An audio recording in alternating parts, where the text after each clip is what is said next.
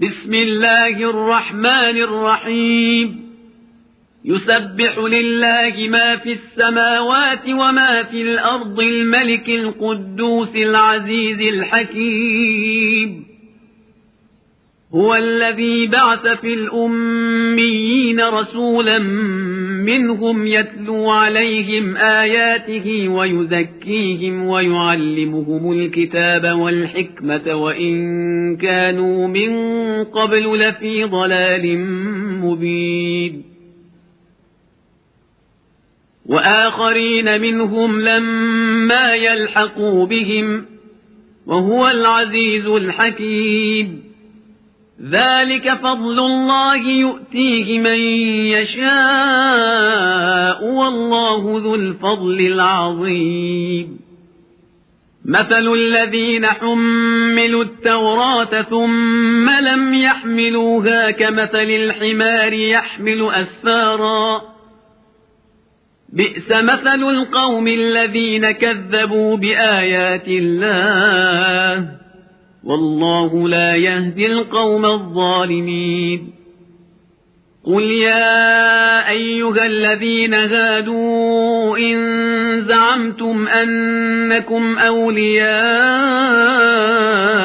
لله من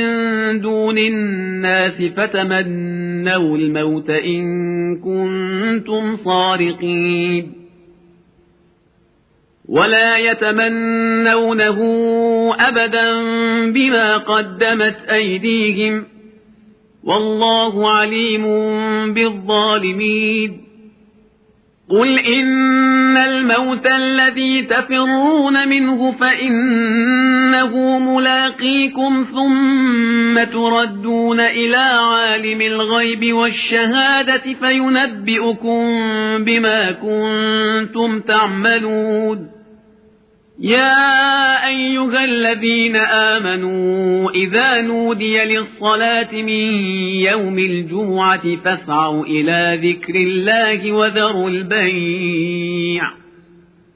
ذلكم خير لكم إن كنتم تعلمون فإذا قضيت الصلاة فانتشروا في الأرض وابتغوا من فضل الله واذكروا الله كثيرا لعلكم تفلحون وإذا رأوا تجارة أو لهوا انفضوا إليها وتركوك قائما قل ما عند الله خير من اللهو ومن التجارة